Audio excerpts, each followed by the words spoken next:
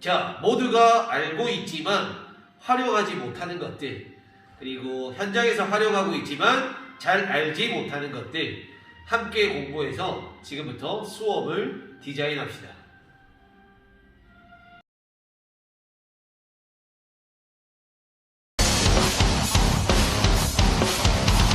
네, 안녕하십니까? 지금 현재 태권도장을 운영하고 있는 정관장입니다. 지금 사실 이렇게 영상을 찍기까지 많은 고민이 있었는데요.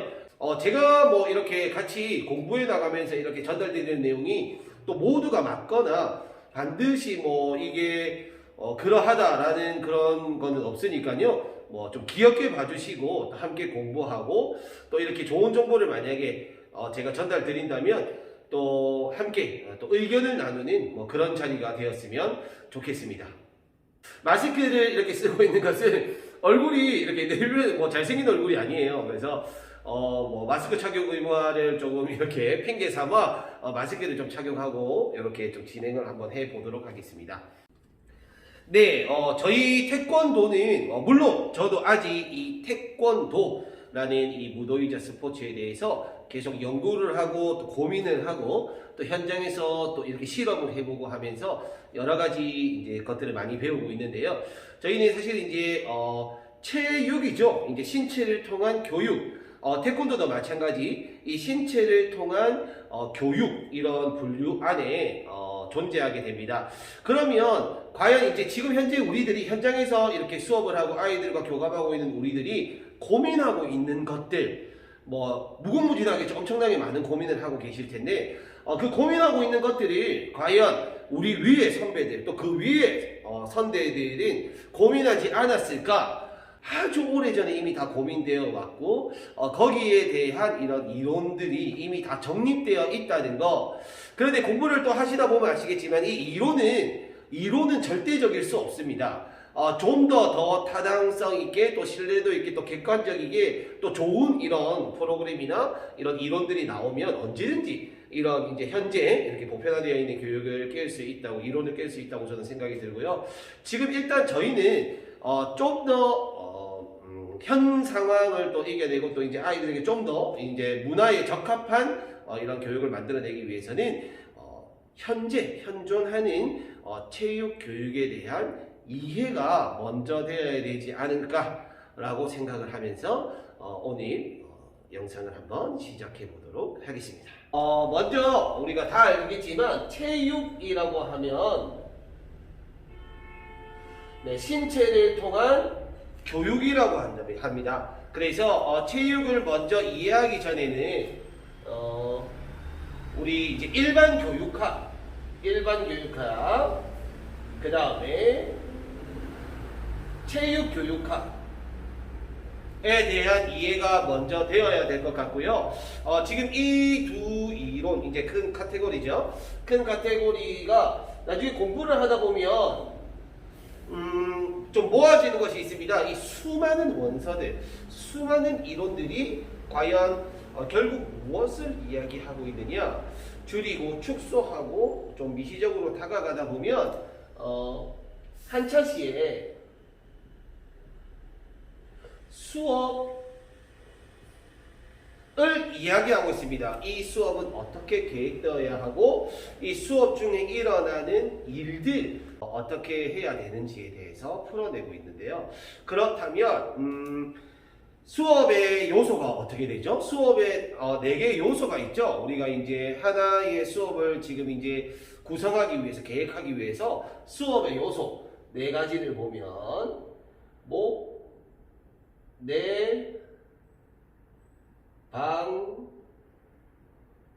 평으로 분류할 수 있겠습니다. 목은 당연히 목표가 되겠고요. 그 다음에 내용, 방법, 평가죠. 이 모든 큰 이론들, 여기 안에 있는 많은 지식들이 이 4가지로 모두 설명이 되어지고 있거든요. 그래서 목표 설정은 어떻게 해야 하고 어떠한 내용을 수준에 맞는 내용을 선정해서 어떠한 방법으로 아이들에게 이제 교육을 하고 그 다음에 그것을 또 어떻게 평가를 해낼 것이냐, 수업 계획의 4대 요소입니다. 저희들이 지금 이제 이 네 가지를 가지고 뭐 한번 수업을 짠다고 하면 제가 뭐 오늘 간략하게 한번 해보겠습니다. 뭐 목표는 어떻게 돼야 되느냐. 사실 이제 우리가 뭐 지난 우리 아이들 데리고 태권도원에 대회를 가니까 태권도원에 이런 문구가 있더라고요. 위대한 체인지. 많이들 보셨죠, 그죠? 목표는 어떻게 설정을 하냐면 뭐 장기적이든 혹은 단기적이든 아니면 뭐 미시적이든 혹은 거시적이든지 간에 목표를 설정을 할 때에는 심동적, 인지적, 정의적인 목표로 나누어 가지고 목표를 설정하게 되어 있습니다. 우리 체육 교육이 사실은 뭐 다른 과목을 뭐 이렇게 뭐 어떻게 하자는 것이 아니라 사실은 이제 이 체육, 신체를 통한 교육이 이 전인 교육에 가장 가깝다고 볼 수가 있죠. 자부심을 저는 가지고 이렇게 아이들을 가르치고 있는데 그렇다면 뭐 이런 용어로는 좀 이해를 하기 어렵다. 그럼 제가 한번 예를 한번 들어보겠습니다. 뭐 예를 들어서 오늘 수업이 품새, 공인품새 수업입니다. 공인품새 수업의 목표를 만약에 설정을 한다고 하면 심동적, 즉 이제 신체적인 목표는 이렇게 할 수 있겠죠. 뭐 태그 일정을 잘 이행할 수 있다. 신체적으로 이제 오늘 이 한 차시 수업을 통해서 태극 일정에 나와 있는 이 동작들이 뭐 반복 수련을 통해서 혹은 뭐 여러 가지 방법들로 인해서 태극 일정을 잘 이행할 수 있다라고 할 수 있겠습니다. 그러면 인지적인 목표는 뭐 어떻게 세워야 되느냐? 신체적인 게 있으면 우리 모든 스포츠 기술, 모든 이 신체적인 기술은 사실은 반복 연습 전에 무엇이 되어야 되냐면 그 기술에 대한 이해가 이제 좀 선행되어야 되지 않을까 생각이 드는데요. 오늘 이 수업을 통해서 태극 일장의 뭐 여러 가지 원리들이 존재할 수 있습니다. 과학적 원리들이 뭐 예를 들어서 뭐 막기, 뭐 지르기, 뭐 차기, 그 다음에 뭐 방향 전환, 그 다음에 뭐 중심 이동, 그 다음에 뭐 딛기, 뭐 시선 처리, 뭐 속도의 완급, 뭐 굉장히 많은 이런 과학적 원리들이 존재할 텐데요. 태극 일정에 뭐 과학적 원리를 이해할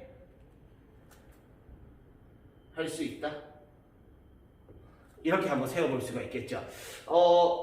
뭐 몸으로 이제 사실은 품새는 제가 아이들에게 가장 많이 하는 이야기는 품새는 외우는 것이 아니라 몸으로 익히는 것이다. 뭐 익힌다라는 그 말 자체가 뭐 저도 정확히는 모르겠지만 이제 반복 연습을 통해서 뭐 이제 몸에 체득시키는 과정이라고 저는 생각이 드는데요. 그런데 그거와 함께 병행되어야 되는 것은 사실은 그 원리에 대한 인지적인 이해가 함께 되어야 된다고 저는 생각을 하고 있습니다.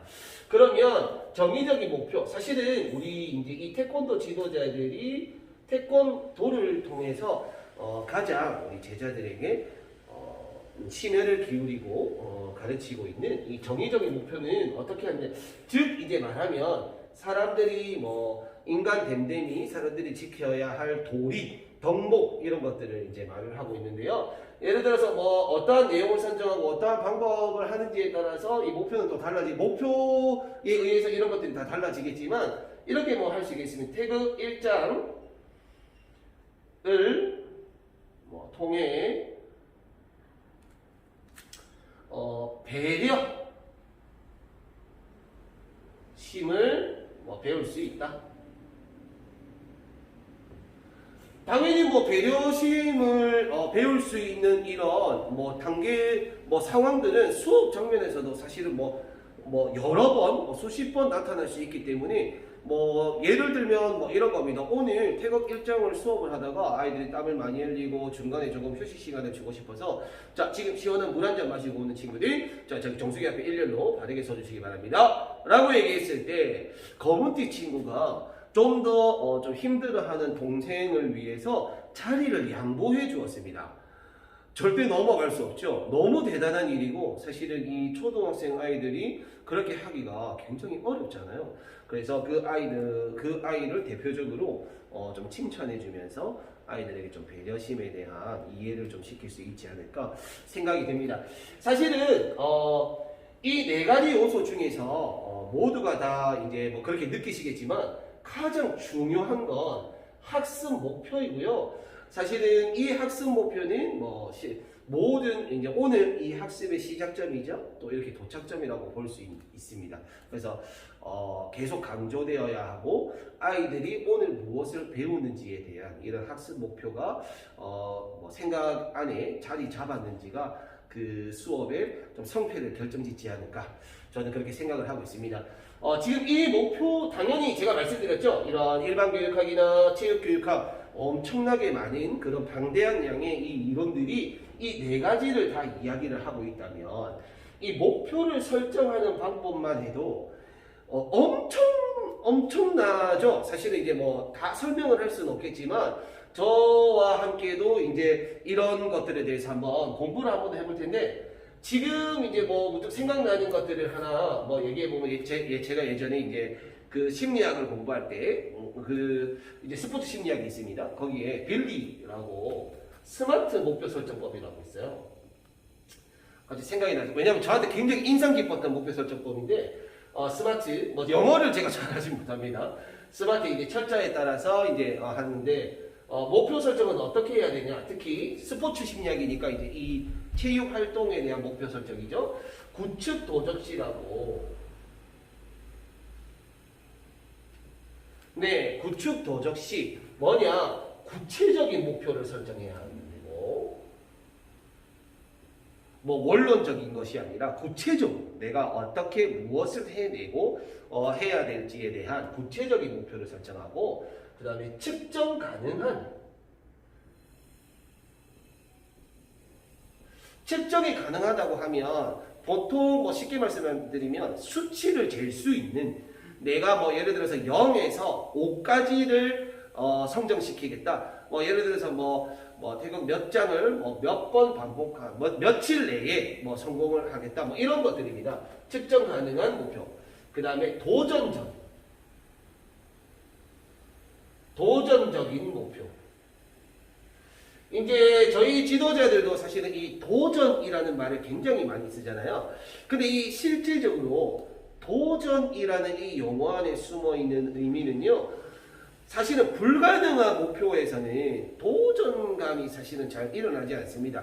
이런 교육학에서 말하는 도전은요, 도전적인 목표는요, 스스로의 노력이 동반이 되거나 앞선 학습자, 그러니까 이제 지도자, 사범님, 선생님, 그 다음에 선배들, 이제 나는 폼띠인데 검은띠들의 약간의 도움, 발판을 통하면 성공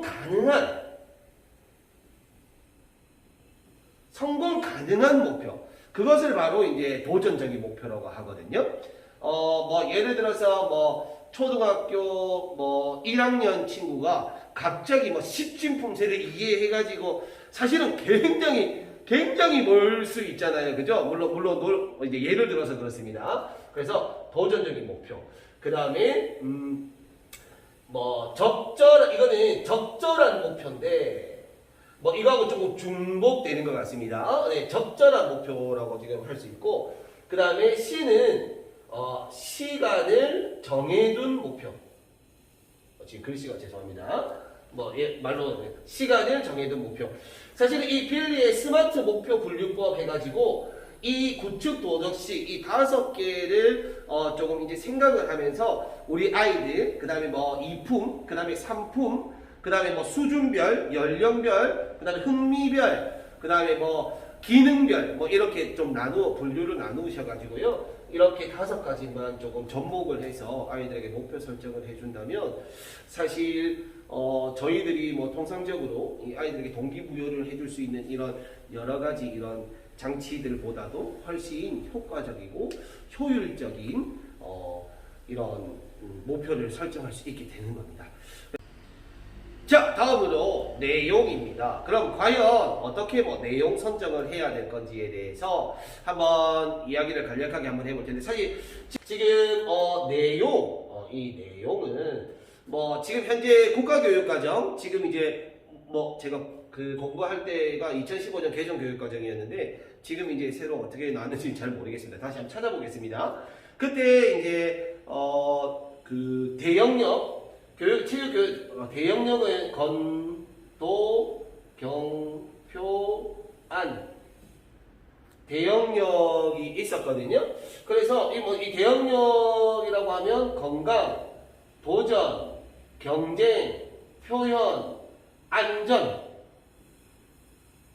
원래 이 여가가 있었는데 지금 정확하게 기억이 생각이 안 납니다. 여가가 아마 안전으로 바뀌었던 것 같아요.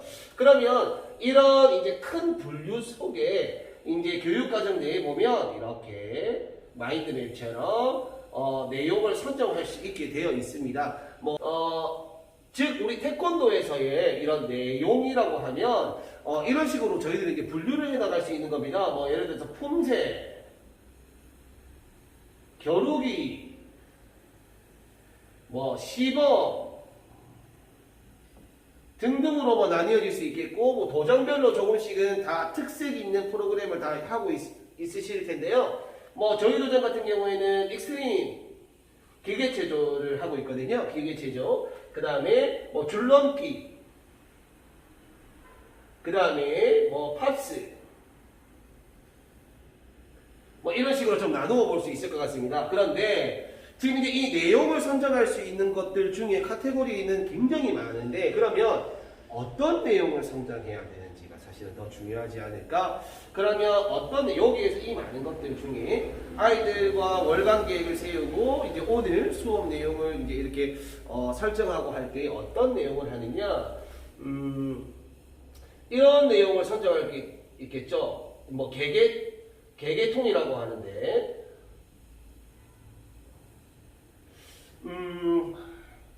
근데 이게 제가 그 임용시험 칠 때 나왔던 문제라 가지고 지금 좀 생각이 나네요. 계속성 있고, 계열성, 통합성, 이거 죄송합니다. 있게 내용 선정을 해야 한다. 지금 이 내용이 근데 여기에 나와야 되는 건지 잘 모르겠습니다. 그러나 제가 생각을 할 때는 이 내용 선정에 필요한 이런 용어 같은데요. 즉 이제 제가 말씀드리면 1차 시와 2차 시, 3차 시 이렇게 이제 점점 진화되고 있고, 예를 들어서 이번 달 계획에 품새 1, 품새 2, 품새 3, 품새 4 이렇게 계획을 한다고 하시면 계속성 있게, 그 다음에 예를 들어서 품새 1에 태극 1장을 했는데 그 태극 1장에 4개 동작을 했어요. 태극 1장이 18동작이죠. 그러면 그 다음 품새 2에 4개 동작, 품새 2에 4개 동작 이런 식으로 이제 지나간다는 겁니다. 그럼 예를 들어서 통합성은 무엇이냐? 통합성 이제 다시 잠시만요. 계속성과 계열성에 조금 차이를 두자면 순차적이냐, 심화적이냐, 이렇게 볼 수 있겠네요. 그 다음에 이 통합성이라는 것은 무엇이냐면 사실은 이런 거죠. 저희 태권도에서도 사실은 이제 아마 현장에서 많은 분들이 그렇게 사용을 하고 있으실 텐데요. 태극 1장을 이해시키기 위해서 다른 이제 어떤 음악을 활용한다든지 이런 것들은 굉장히 통합성에 적합하다고 할 수 있습니다. 즉 이제 태극 1장 이 품새라는 이제 이런 무도에 음악을 입혀서 아이들이 조금 더 이해하고 또 흥미롭게 다가올 수 있게 만드는 교과목의 선정, 내용의 내용의 결합 이런 것들이 이제 통합성이라고 볼 수 있겠죠.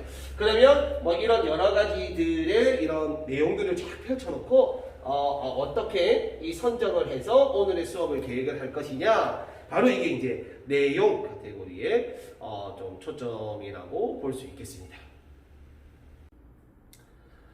네, 이제 세 번째로 이제 방법입니다.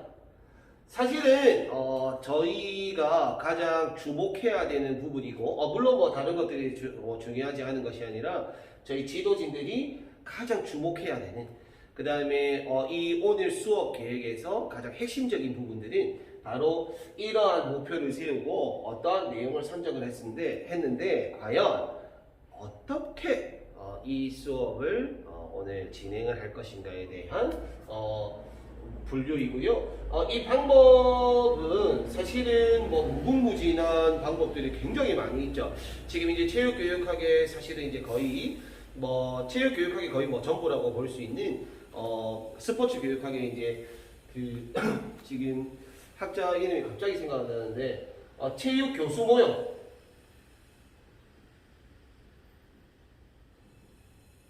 모스턴인가요? 모스턴? 그런가요? 지금 잘 기억이 잘 안 나요. 죄송합니다. 그 다음에 체육 교수 스타일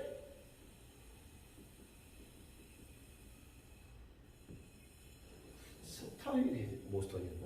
죄송합니다. 이거는 제가 나중에 본격적으로 이제 공부를 시작을 할 때에 제가 여기에 대해서 정확하게 다시 한번 더 말씀드리겠습니다. 이 방법이라는 것이 아까 전에 이제 제가 서두에도 말씀을 드렸지만 저희들이 현장에서 고민하고 있던 것들은 이미 아주 오래전에 이런 진짜 훌륭한 이런 체육교육학자분들이 정말 많은 연구를 통해서 이론을 정립해 놓았거든요. 근데 지금 현재 이제 체육 현장에서 당연시되고 있고 지금 이제 당연히 뭐야 되는 이제 정석이라고 볼 수 있죠. 체육 교수 모형 뭐 직동 전탐 협스티계 맞나요? 제가 이거는 지금 이제 생각나는 대로 말씀을 드리는 거고 차근차근 이런 것들을 같이 공부해 나갈 겁니다. 네, 그래서 뭐 저도 물론 이 영상을 소개드리기 전에 확실하게 좀 더 준비를 해가지고 알려드리도록 하겠습니다. 총 8개 모형입니다. 하나, 둘, 셋, 넷, 다섯, 여섯, 일곱. 맞네요. 직동전탐 협스티계. 그 다음에 뭐 교수 스타일 같은 경우에는 잠시만요. 갑자기 생각이 안 나네요. 연수학 이 갑자기 생각이 안 납니다. 총 11개 스타일이거든요. 네, 요것도 사실은 이제 제가 정말 잘 할 수 있는 분야인데 오늘 사실 이제 여기까지 얘기를 하려고 했던 게 아니라서 제가 조금 헷갈리는 조금 양해 부탁드리겠습니다. 총 11개 스타일. 그럼 즉 이제 이것들이 무엇을 얘기하느냐? 교사와 학생이 누구에게 더 자율성을 주는지에 따라서 이런 방법들을 설명해 놓고 어떠한 사항에 이런 모형과 스타일을 접목시켜서 체육 수업을 계획하고 이끌어 나가야지에 대해서 말하고 있는 이제 사실은 굉장히 중요한 우리들은 몰라서는 안 되는 그 앞에는 뭐 체육 4조도 있죠. 체육 4조. 그래서 반드시 공부해야 되는 부분입니다. 굉장히 중요한 부분이니까요. 이거를 하나씩 조금 이제 같이 한번 공부를 해갔으면 좋겠습니다. 네, 그러면 마지막으로 평가인데 사실 평가는 이야기가 좀 할 이야기가 조금 사실은 많지만 네, 좀 잠시 지우겠습니다.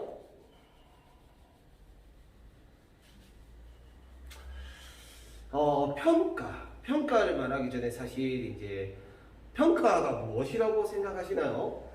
평가는 사실 이런 어떤 현장에서 하는지에 따라서 그 기능이 다 다르겠지만 사실은 교육 현장에서의 평가는 물론 다른 의미들도 많겠지만 제가 생각을 할 때에는 말 그대로 이제 또 다른 시작점이다.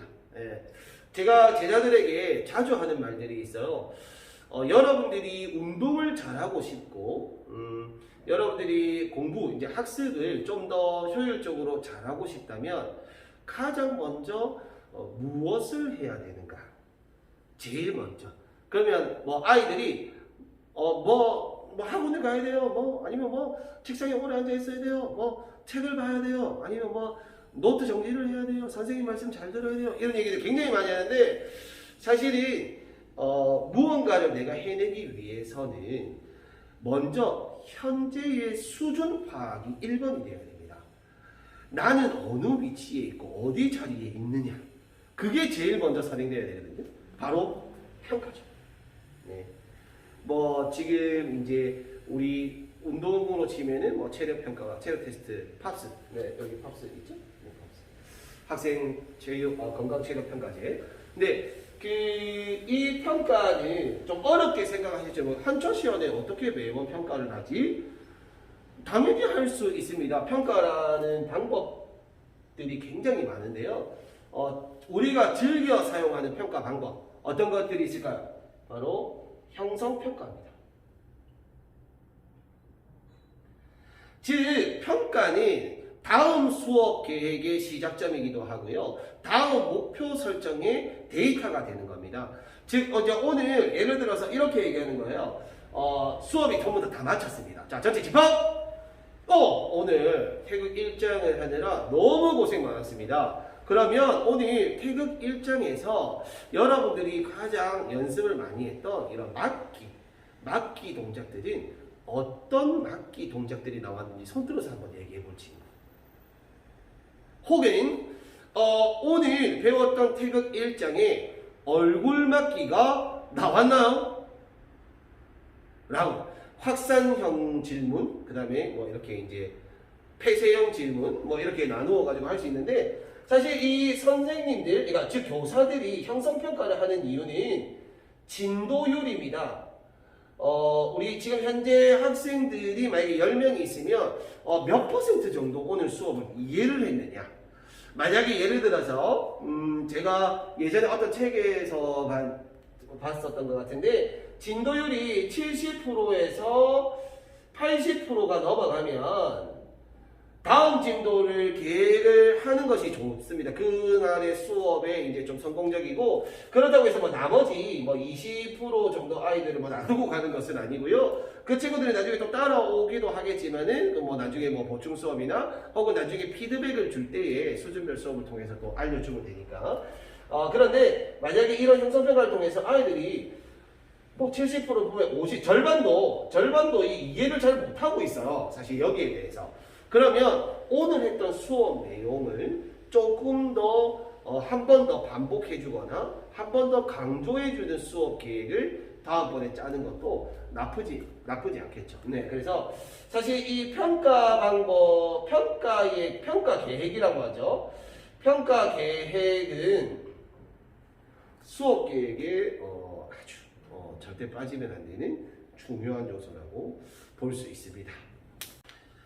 네, 제가 말씀드렸듯이 사실은 이제 여러 가지 테스트 영상을 한번 찍어보고, 그 다음에, 뭐 시나리오도 만들어보고, 뭐 대본도 짜보고 했는데, 사실 너무 이제 저는 아이들한테는 되게 자연스럽고 사실은 뭐 좀 더 재미있게 전달하려고 노력하는 사람인데도 불구하고, 시나리오나 이런 것들이 좀 딱딱하게 있으니까, 조금 영상이 너무 딱딱한 것 같아서, 사실 좀 애드립으로 진행을 했어요. 그러다 보니까 좀 두서없이 지금 뭐 제가 봐도 무슨 말을 했는지 잘 모를 정도로 두서없이 좀 진행이 된 것 같은데요.